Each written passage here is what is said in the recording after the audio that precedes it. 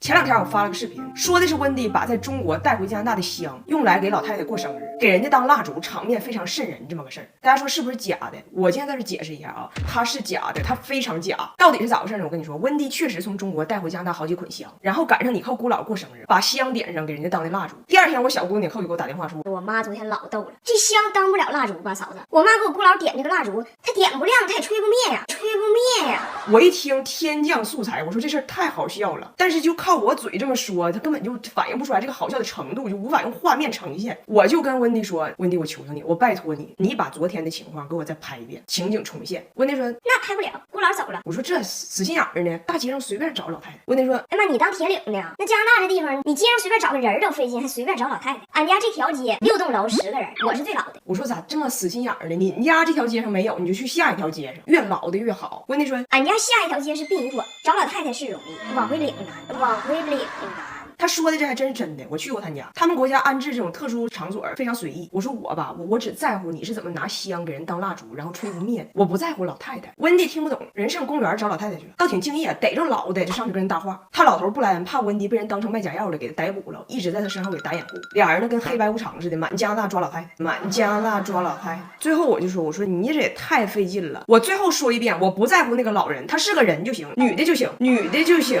温迪明白了，温迪说，哎呀，那你早说呀，我费这个劲呢。我又忘了俺家这几个外国人，他听话只纯听字面意思。温迪一听是女的就行，找到了他侄儿的媳妇爱丽丝。爱丽丝今年31。我小姑子，你看我看着爱丽丝都懵了。姑姥不是我姥爷的妹妹吗？我姥爷和她这妹妹长得不能说一点不像，只能说毫无关系啊，毫无关系啊。但是我不知道他找的是谁呀，我就听说找着了。拍摄的时候，我说我需要给这个老人看着这个吓人呼啦的香的一个反应，抓他一个表情，你别不拍他呀。温迪说，我拍他了，我拍他了。结果最后视频就拍成了这个样子。温迪也算尽力了，但是我以后真是不敢考虑找他们一家人帮拍视频了，他还累够呛，但拍那玩意儿全穿帮。今天张大铁第一次去幼儿园，这种重大时刻我得亲自用 OPPO Find N3折叠屏拍，他做人像拍的更好看，背景虚化自然，拍出张铁小点细分还能同时打开3个全屏应用，导航回家，同时可以点外卖回信息。饭点好了，马上到。张大铁经过很多波折，今天终于入园了。他们班加上他一共仨孩子，一个叫迪伦，一个叫威廉。拿铁进屋跟人说话，人家没吱声。老师说拿铁另外2个同学都刚刚2岁，还不咋会说话，语言萌芽期，你要多跟他们说话啊。张大铁说行，然后非常淡定的屋里扫视一圈。这时候我就得走了，我以为我走他肯定得哭，他姐当年整整哭了1个星期。结果我说妈妈走了，你是最坚强的哦。他看我一眼，一摆手，连正脸都没给。2个小弟弟刚学说话，所以你要注意点你的口言。假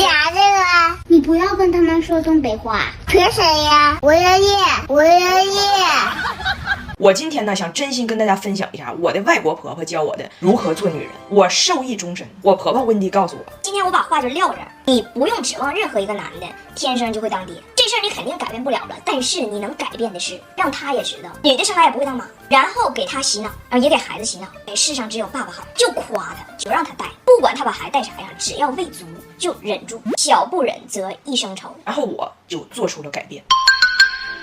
吃一口，吃一口，给妈吃一个，好不好？给妈吃，吃脚，长大个，长大个。哎，大口大口，哎呀，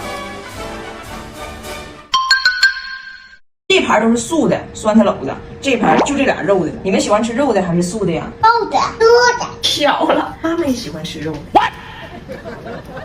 我告诉你咋整啊？我告诉你，找你爸包吧，咕的辣的，咕的辣的。妈妈，快帮我！哎，帮。妈妈，你干啥呢？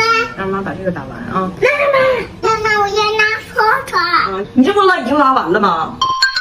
我要喝奶。爸爸没有奶。不，你有。时代不同了，爹妈都一样，爸带娃，妈快乐，这才是给母亲节最好的礼物。女生们都长点心眼，对于老公你就一顿歌颂神洗脑，解放自己的手和脚。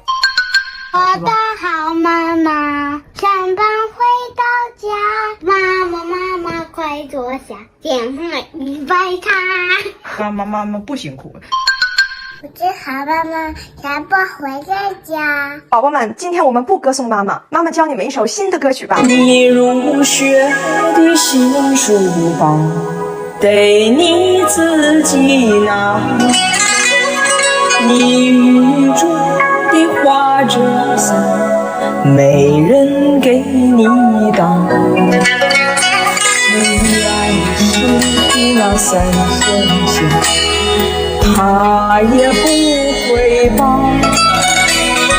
你委屈流年里，他在喇叭旁，他这个人就是你啊，这个人就是他。你好，哥，我是咱们这小区的物业经理。啊，我听不到。他听不懂，我来跟你说，看这个。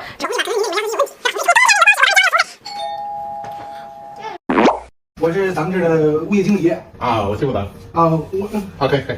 你好姐，这您老公是吧？他听不懂。他听不懂，这该死的命运我也听不懂。我来自尼泊尔，听不懂，听不懂。听不懂，老外。空调吹冷风，Oh, that's very nice。冷风。耶，冷风。听不懂。我听不懂，我也不明白。咱俩说哥啊。车坏的时候你没有来，现在邀请你来了，不给你。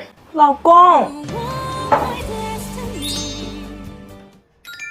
温迪呀，还是走了，因为他老头布莱恩要做个手术。但是温迪这次来呢，他压根就不想走，就想留着给我带孩子。我还给他发工资了。我说这是你温迪作为艺人的应得片酬。温迪还问我，你说我这个艺人，我到底做了什么，让大家觉得我就如此特别？我说你这个艺人，你什么都不要做，你就做你自己，做你自己。所以人温迪在这又当奶奶又当艺人，非常爽。布莱恩说，那我要做手术了，你不觉得你应该回来照顾我吗？温迪也舍不得走，布莱恩就逼着温迪让他背诵婚礼誓词。温迪搁那儿，不管贫穷富有，不管健康疾病，我都对你不离不弃。布莱恩说，那你赶紧回来呀。温迪说，我现在在境外，我不属于基督教管辖区。布莱恩说，你在哪儿关于婚姻的理解也大差不差吧？那你告诉我，在婚姻中一方有难，另一方到底应该怎么做？中国人怎么说？温迪问我爸，我爸说，夫妻本是同林鸟，大难临头各自飞。温迪问大胖媳妇咋翻译，大胖媳妇说 Marriage is two birds, one die, one fly。但是温迪最后还是遵守了关于婚姻的诺言，回去了。温迪走之后，我们家每一个人都有不一样的反应。翟奥达就是难过、伤心，张大铁呢也装伤心。翟奥达的伤心久久不能平复，张大铁的伤心全是人情世故。对张大铁来说，他最解脱的事儿是他终于可以不拥抱了。温迪在的时候，见面就拥抱，分开还拥抱，下楼买个西红柿，手上起个稻香刺都得抱，给我爸抱的。我爸跟张大铁说，你说你奶是不是开出版社呀？那都不是日报，是晨报加晚报。他去趟北京三里屯逛一天，我以为今天不报了，结果晚上6点横穿北京城，回到家给我一个都市晚报。都市晚报不是不报，时辰未到这么个人。那温迪在的时候，张大铁也得配合他，一报还一报的。现在温迪走了，那张大铁可扯不了这个。咱俩先走了，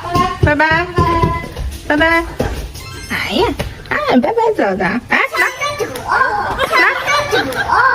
我爸的反应呢，就是和大胖媳妇一起策划了一个全头宴。因为温迪在的时候不让吃动物脑袋，不让看动物眼睛，还不能吃他认为可爱的小动物。现在温迪走了，我爸和 Jamie 整这个大宴，叫出头之日。摇头，这是镜头，来，咱们大快朵颐啊！满意，吃鱼头，吃鱼头。温迪要是在，他肯定只吃干巴面包。温迪的干巴面包不止费拿铁，还费番茄酱呢，吃啥都得蘸点。幸亏我家常备味好美番茄沙司，一瓶含10个番茄，浓郁番茄味，酸甜可口，全家都爱吃，零添加，配方干净，是我家佐餐首选。挤一挤不怕孩子们剩饭，真省心。大胖媳妇在他妈离开之后，抱着100多个裤衩子发呆。我说咋的了？他说我当年离开加拿大的时候，我妈给我买了20个裤衩子给我送行。后来每次我妈来中国，每次给我带的礼物没有别的，都是20个裤衩子，20个裤衩子。他不说他自己抠，他说他心疼他儿子胖，穿衣服磨裆费裆。大胖媳妇一边看着手机里他妈妈的影像资料，一边看着面前这一批7、8年前的老裤衩子，说这让我想起了一首中文歌，当你老了。